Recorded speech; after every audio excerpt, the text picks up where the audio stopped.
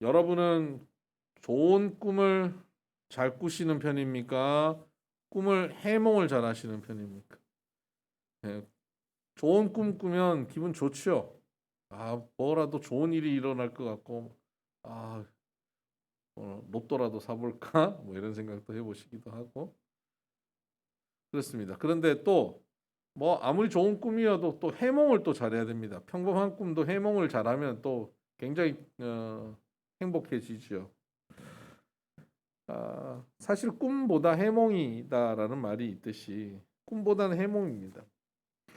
오늘 우리 본문에 나와 있는 이 요셉은 흔히 요셉은 꿈꾸는 소년이라고 생각하죠. 사실 요셉의 형들이 요셉을 향해서 꿈꾸는 자다라고 비웃었습니다. 요셉은 꿈꾸는 소년, 꿈꾸는 자라는 별명을 갖고 있습니다. 하지만 요셉은 꿈을 잘 꾼 사람이라기보다 해몽을 잘한 사람, 다른 말로 하면 해석을 잘한 사람이라고 말할 수 있습니다. 사실 꿈을 해석하는 것만으로 산 사람이 아니라 요셉의 인생 전체를 보면 요셉은 꿈만 해석한 것이 아니라 삶을 해석하고 세상을 해석하는 사람이었습니다. 그것도 하나님의 해석으로 해석하는 사람이었습니다. 해석을 하고 산다는 것은 어떤 의미일까요? 2차 세계대전 때 독일 포로 수용소에 유대인으로 잡혀서 고통을 받고 가족과 가까운 모든 사람들이 그 수용소에서 죽었는데 그곳에서 살아남은 사람이 있습니다. 그 사람이 빅터 프랭클이라고 하는 심리학자입니다. 그는 그곳에 살아남고 그의 심리학을 연구해가면서 의미 심리학이라는 학파를 열어갑니다. 그의 심리학의 연구 가운데 그가 주장하는 바가 이런 것입니다. 인간에게 자극이 오면 반응을 하고 사는데 자극이 오잖아요. 배고프면 배고픈 자극이 오면 먹는 반응을 하고 기분 나쁜 자극이 오면 화내는 반응을 하고 살아가는 것. 이것이 자극과 반응을 하고 살아가는 인간의 모습이죠. 이건 동물도 마찬가지인데요. 그런데 인간은 그 자극과 반응 사이에 다른 동물들과 좀 큰 차이가 있다는 것입니다. 그 자극과 반응 사이에는 빈 공간이 있다는 겁니다. 그 빈 공간은 자유와 힘이 존재한다는 것이죠. 어떤 자극이 와도 그 자극에 대한 반응을 내가 무엇을 할 것인가, 어떤 반응을 할 것인가라고 하는 자유로운 의지를 가지고 선택을 할 수 있는 그런 빈 공간, 룸이 있다는 것입니다. 본능적으로 자극 오면 어떤 자극에 대한 어떤 반응, 정해진 반응, 본능적인 반응을 하지 않고 그 룸을 통해서, 그 빈 공간을 통하여서 선택을 해 나가는 것이죠. 생각보다 본능적인 반응이 아니라 생각과는 다른 반응. 동물들에게 기대되어지는 그 반응이 아니라 차원이 높은 반응을 할 수 있다는 것입니다. 사업의 실패라는 자극이 왔을 때 극단적인 반응을 하는 경우들이 있어요. 그러나 사업의 실패가 왔지만 그 가운데서 자유와 힘을 가지고 다른 선택을 해가기 시작합니다. 이 사업이 아니라면 그러면 다른 길이 뭘까? 남은 재고를 가지고 어떤 사업을 열어갈 것인가를 생각하다 보니까 오히려 다른 더 근사한 미래를 만드는 경우들도 우리 주변에는 꽤 많이 있습니다.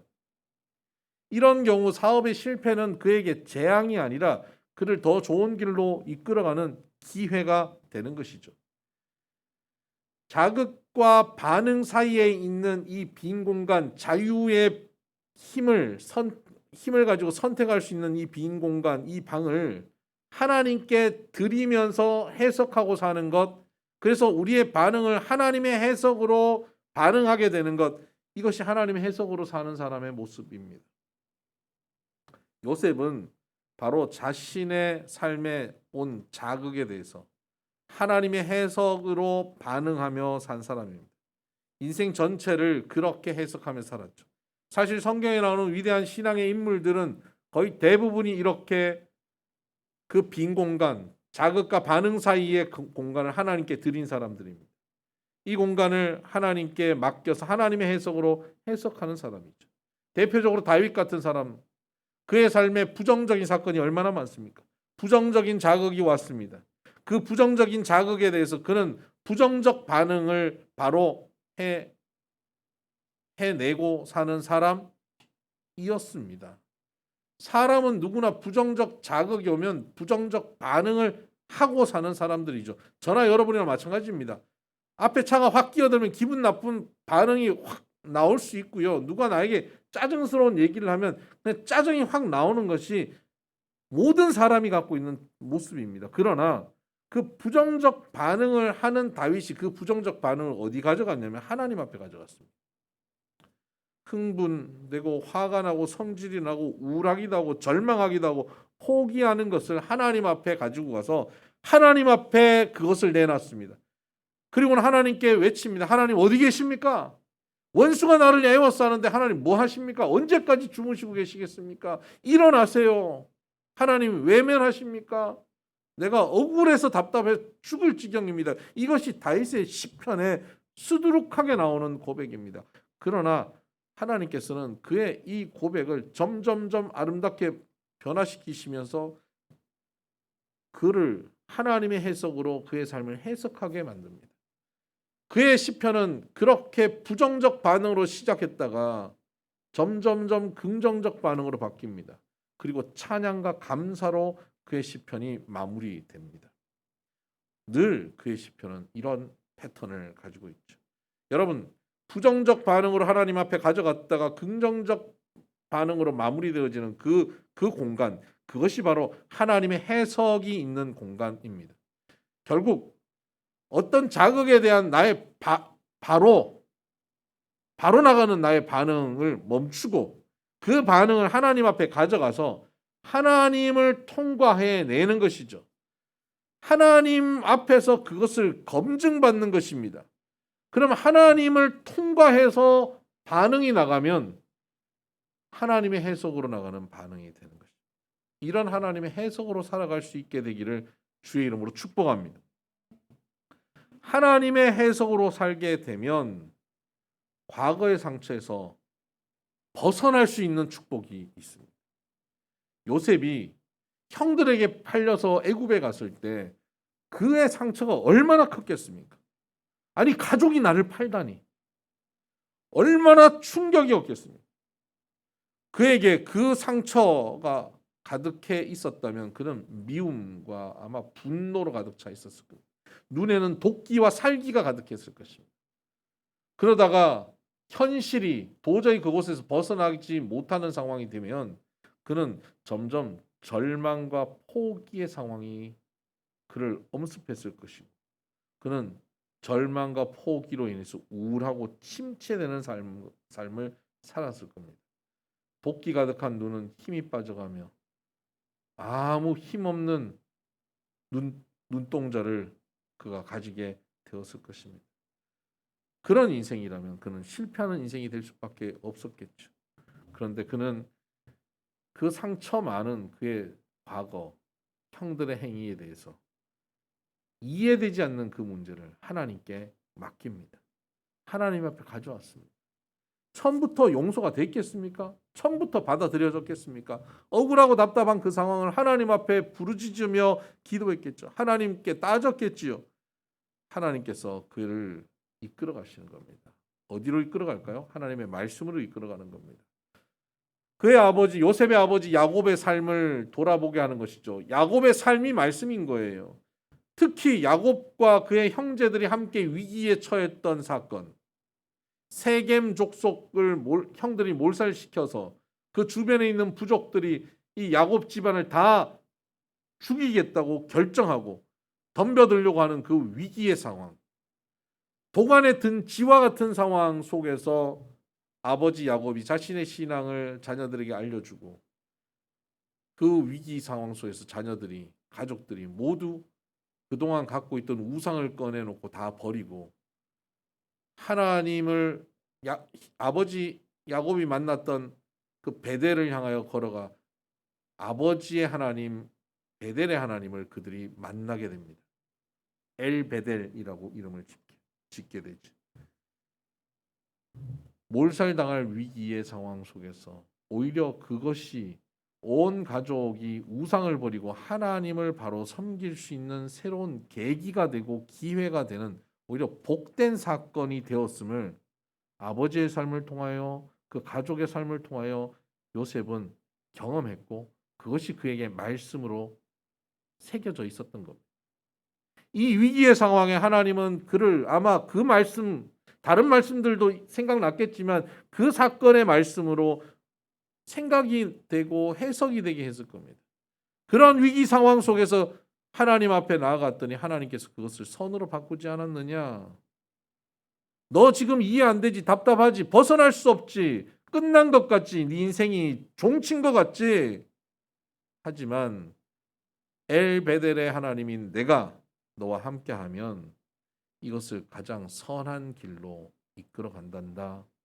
지금 그 길이 무엇인지 너는 이해할 수 없고 깨달을 수 없지만 결론의 구체적인 결과를 네가 알지 못하지만 구체적인 건 아니지만 뭉뚱그려서 한마디로 얘기하면 결과가 선하다라고 하나님이 그에게 깨닫게 해 주셨을 것입니다. 이것은 그저 추정이 아닙니다. 성경 안에 있는 수많은 사건들과 그 이후에 살았던 수많은 신앙인들과 그리고 저와 여러분의 삶 속에서 계속 경험하게 되는 사건들 아닙니까?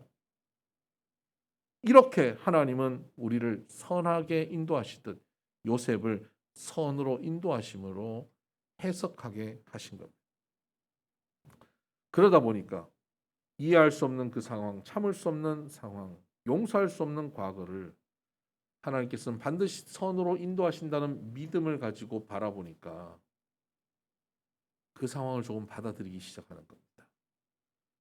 그리고 형들이 나를 팔았지만 그것이 오히려 하나님의 뜻을 이루는 계기를 마련하는 사건이 되었다라고 받아들이게 된 것이죠. 어느 집사님의 고백입니다. 자신을 너무 괴롭히는 주변인이 있어서 그를 증오하고 미워하고 복수하고 싶어 살았답니다. 그러다가 하나님의 말씀을 듣는 가운데 하나님께서는 나의 연약함을 반드시 변화시키셔서 성화시키고 바로 하나님처럼 거룩한 존재로 만들어 가신다는 사실을 깨달았다는 것이죠. 철이 철을 빛나게 한다는 말씀을 듣고는 그 사람이 나를 빛나게 만들고 있구나. 그 사람이 나의 모난 부분을 깎아주고 있구나. 그래서 나하고 자꾸 부딪히는구나 라는 것을 깨달았다는 겁니다. 하나님께서는 그 사람을 통해서 나를 성숙시키고 있다는 사실을 깨닫고 보니까 그 집사님이 그러더라고요. 목사님, 그렇게 생각해 보니까 그 사람한테 되게 미안하대요. 그래요. 그 사람이 그렇게 원래 못된 사람이 아니었을 텐데 나 변화시키려고 지금 못된 짓 하고 있는 거잖아요. 나 변화시키려고 지금 그 사람이 악역을 맡게 되었다는 사실을 생각해 보니까 그 사람한테 참 미안하고 좀 안타깝게 생각되고 불쌍하게 생각이 됩디다. 그런 얘기를 하셔요. 요셉도 하나님의 해석을 가지게 되었다면 형들에 대한 마음이 이와 유사했을 것입니다. 형들이 나를 판 것, 형들이 악인이어서 판 것만은 아닐 것이다. 하나님께서 하나님의 뜻을 이루어가고 나를 성숙시켜가고 또 나를 통해 하나님의 구원을 이루어 가시기 위해서 하나님께서 이렇게 형들을 사용하셨구나. 형들이 거기 사용되었구나. 안타까운 인생이다. 라고 형들을 불쌍히 여기게 되는 것이죠. 창세기 45장 5절에 보면 이런 요셉의 해석이 분명히 나오는 내용이 있습니다. 45장 5절입니다. 요셉이 형들을 나중에 만나고 나서 총리로서 형들을 만나고 난 이후에 그 형들에게 자기가 요셉이라는 것을 밝히죠. 그때 형들이 두려워합니다. 그러자 45장 5절에 그는 이렇게 말합니다. 당신들이 나를 이곳에 팔았다고 해서 근심하지 마소서. 한탄하지 마소서. 하나님이 생명을 구원하시려고 나를 당신들보다 먼저 보내셨나이다. 두려워하지 마라. 한탄하지 마라. 당신들이 나를 팔았다고 그렇게 겁내지 마라. 하나님께서 생명을 구원하시기 위해 당신들보다 나를 먼저 보내신 것이다. 당신들이 판 게 아니라 하나님이 보내신 것이다. 과거의 그 고통스러운 그 상처 많은 그 사건을 요셉은 이렇게 해석해 버린 것입니다. 형들이 날 팔아? 내가 결코 잊지 않을 거야. 날 팔 때 그들이 뱉었던 말 한마디 한마디, 그들의 눈빛들을 내가 기억하고 반드시 그 원수를 갚을 것이고 그들에게 자녀에게 갚아낼 것이라고 생각하고 살았다면 그는 전혀 다른 인생을 살았을 것입니다. 그런데 그는 하나님께서 오늘 많은 생명들을 구원하시기 위해 나를 먼저 보내셨다라고 해석하고 있습니다. 그랬더니 형들에 대한 원망이 없는 겁니다. 미움도 없습니다. 상처도 없습니다. 이런 해석으로 그는 과거의 상처에서 자유하게 될 수 있었습니다. 만약 그가 과거의 상처에서 자유하지 못했다면, 그래서 그가 그의 현재의 노예 생활에 던져졌을 때 그 상처 가운데 분노와 우울 가운데 붙잡혀 있었다면 그의 주인인 보디발이 그를 사랑하고 아꼈겠습니까? 그에게 집안 모든 것을 맡기고 믿고 신뢰할 수 있었을까요? 그 증오의 눈빛에 가득한 친구를요. 순간순간 침체하고 좌절하고 우울해진 그 친구에게 믿고 맡길 수 있었을까요? 아니요. 어느 누구도 그런 사람을 가까이 하고 싶은 사람은 없습니다. 다 멀리 하고 싶어 하죠. 그런 인생은 노예 생활 속에서도 완전히 실패하는 삶을 살게 되었을 것입니다. 요셉은 하나님의 해석으로 자기의 과거의 상처를 해석합니다. 그리고 거기서부터 자유로워집니다. 완전히 변화된 것이죠. 그러니까 현실이, 자기에게 주어져 있는 현실이 노예 생활인데 그곳에서 하나님께서 이것을 선으로 인도하고 계실 거야 라는 믿음을 가지고 그 현실을 받아들이니까 현실이 감사한 거예요. 현실이 억울하지 않아요. 주어져 있는 그 현장에서 누구보다 기쁘고 즐겁고 최선을 다해서, 다른 노예는 억지로 하지만 요셉은 주인의식을 가고 주인 같은 마음으로 내 일처럼 그 일을 감당하는 거예요. 그러니까 주인이 그 일을, 집안 일을 다 그에게 맡기게 되는 것이죠. 하나님의 해석으로 사는 사람은 사람들에게 인정받고 사랑받습니다. 하나님의 해석으로 사는 사람은 하나님이 그와 동행합니다. 그런 삶의 결과가 어떻게 되는지 아십니까? 창세기 39장 2절 3절은 하나님의 해석으로 사는 요셉의 모습이 노예 생활에 어땠는지를 우리에게 분명히 보여주고 있습니다. 39장 2절입니다.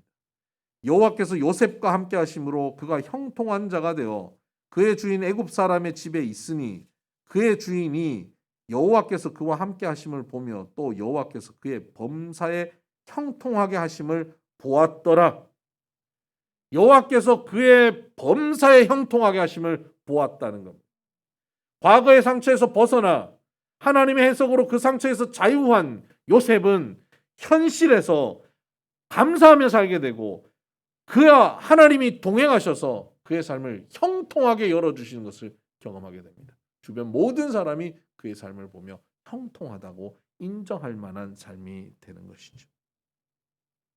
여러분, 하나님으로 해석하는 사람은 현재가 감사가 가득하고 하나님의 형통이 있는 삶이 됩니다. 이렇게 현재의 삶이 하나님의 해석으로 형통이 가득한 삶이 되어지면 그런 삶은 앞으로 다가올 미래도 두렵지 않습니다. 미래도 담대합니다. 앞으로 다가오는 미래가 무슨 일이 벌어져도 하나님으로 해석하고 살기 때문에 앞으로 또 부정적인 어떤 일이 벌어진다 할지라도 하나님으로 해석하면 그것이 선으로 바뀔 것을 믿기 때문이죠. 그곳에 하나님의 뜻, 하나님 나라가 이루어질 걸 믿기 때문이에요. 어떤 부정적인 일이 벌어져도 상관없어요. 하나님이 동행하시고 하나님의 해석으로 그 부정적인 상황을 하나님의 나라로 변화시켜갈 자신이 있기 때문입니다. 그래서 바울은 빌립보서 4장에 그는 이렇게 말합니다. 내게 능력 주시는 자 안에서 내가 모든 것을 할 수 있느니라. 그 능력이 무슨 능력인지 아십니까? 바로 해석의 능력입니다. 그 앞에 바울이 그렇게 말하죠. 내가 풍부에도 처하고 비천에도 처하는 일체의 비결을 배웠노라. 긍정적인 자극에도 부정적인 자극에도 처할 수 있는 일체의 비결을 배웠다.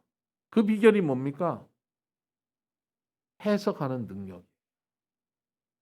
해석하는 능력을 가지니까 그가 감옥에 들어가도 풍랑에 던져져도 그것을 해석하며 그곳에서 하나님 나라를 이루게 되는 것입니다. 이것이 바로 하나님의 해석으로 사는 성도의 모습입니다. 결국 요셉은 이 해석을 가지고 노예 생활을 형통하게 합니다.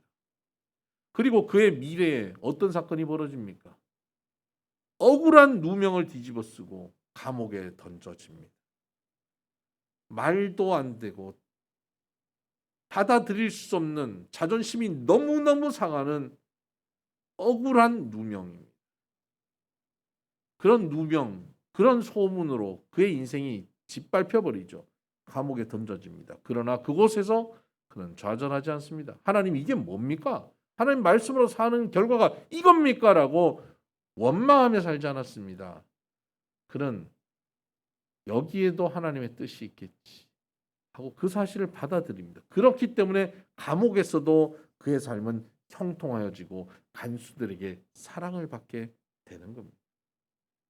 이것이 바로 일체의 비결, 해석의 능력입니다.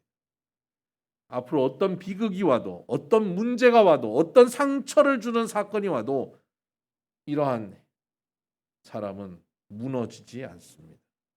그 자극이 그를 엉뚱한 데로 끌고 가지 않습니다. 왜? 하나님의 말씀이 하나님의 해석이 그를 어떤 상황에서도 하나님의 나라로 해석하게 만들어버리기 때문이죠.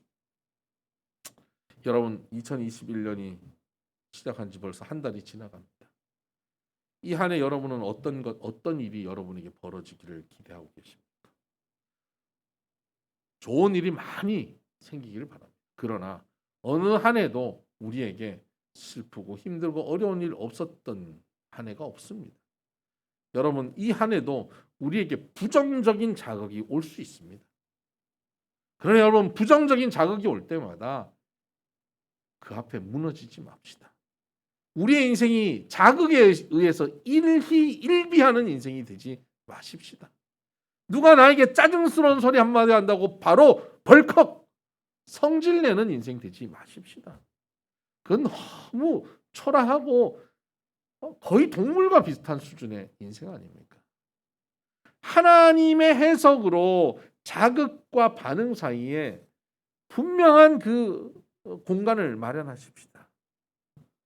하나님의 해석으로 어떤 부정적인 일이 와도 다 해석해버리십시다. 내 성질을 누가 건드려도 하나님의 해석으로 다 해석하고 반응하십시다. 건강의 문제, 물질의 문제, 관계의 문제, 억울하고 답답한 문제가 벌어져도 하나님의 해석으로 해석해 버리십시다. 우리 앞에 무슨 일이든 덤벼라. 내가 하나님의 해석으로 다 해석해 버리리라.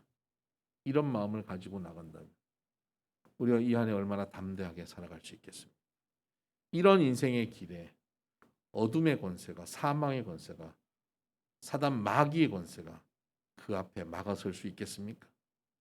그의 앞길에는 하나님의 나라만 펼쳐집니다. 그래서 우리는 그렇게 외칠 수 있죠. 내게 능력 주시는 자 안에서, 해석의 능력을 주시는 자 안에서 내가 모든 것을 할 수 있느니라. 기도하십시다.